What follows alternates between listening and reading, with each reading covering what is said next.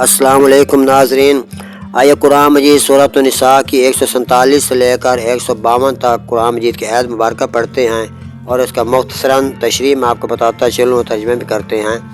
اس میں اللہ تعالیٰ نے فرمایا ہے ان لوگوں کو جو اعلانیہ یا چھپ کر بھلائی کرتے ہیں یا کوئی کسی قسم کا گناہ کرتے ہیں تو سب معاملات اللہ تعالیٰ کے پاس ہیں۔ اللہ تعالیٰ قدرت والا ہے، اس کو اللہ تعالیٰ کی ذات کو معلوم ہے۔ اور جو رسول صلی اللہ علیہ وسلم اور اللہ تعالیٰ کے ساتھ بغض کرتے ہیں، ان کے خلاف باتیں کرتے ہیں، وہ بھی اللہ تعالیٰ کو سب معلوم ہے۔ اور اللہ تعالیٰ ان کو جہنم کا ٹھکانہ بنائے گا، ان کافروں کو جو رسولوں اور اللہ تعالیٰ کے ساتھ بغض کرنے کی کوشش کرتے ہیں۔ اور ان کے لیے اللہ تعالیٰ نے بہت ذلت کا عذاب تیار کر رکھا ہے۔ اور جو اچھائی کرتے ہیں، اچھا کام کرتے ہیں تو اللہ تعالیٰ ان کا اس کے اچھائی کا درجہ دے گا۔ اللہ بہت بخشنے والی مہربان ذات ہے۔ بسم اللہ الرحمن الرحیم۔ شروع کر تو اللہ تعالیٰ کے نام سے جو بڑا مہربان نہایت رحم کرنے والا ہے۔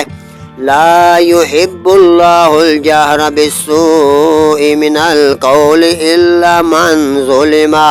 اللہ پسند نہیں کرتا بری بات کا اعلان کرنا مگر مظلوم سے۔ وَكَانَ اللَّهُ سَمِيعًا عَلِيمًا، اور اللہ سننا جانتا ہے۔ ان تبدوا خیرا او تخفوه او تعفوا عن سوء فإن اللہ کان عفوا قدیرا۔ اگر تم کوئی بھلائی اعلانیہ کرو یا چھپ کر یا کسی کی برائی درگزر کرو تو اللہ تو بے شک اللہ بہت خوب معاف کرنے والا قدرت والی ذات ہے۔ ان الذین یکفرون باللہ ورسلہ ویریدون ان یفرقوا بین اللہ ورسلہ، وہ جو اللہ اور اس کے رسولوں کو نہیں مانتے اور چاہتے ہیں کہ اللہ سے اور اس کے رسولوں کو ان کو جدا کر دیں۔ وَرُسُلِ وَيَقُولُونَ نُؤْمِنُ بِبَعْضٍ وَنَكْفُرُ بِبَعْضٍ وَيُرِيدُونَ أَن يَتَّخِذُوا بَيْنَ ذَلِكَ سَبِيلًا، اور کہتے ہیں ہم کسی پر ایمان لائے اور کسی کے منکر ہوئے اور چاہتے ہیں کہ ایمان و کفر کے بیچ میں کوئی راہ نکالیں۔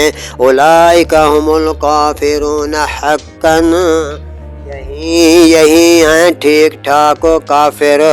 وَأَعْتَدْنَا لِلْكَافِرِينَ عَذَابًا مُحِينًا، اور ہم نے کافروں کے لیے ذلت کا عذاب تیار کر رکھا ہے۔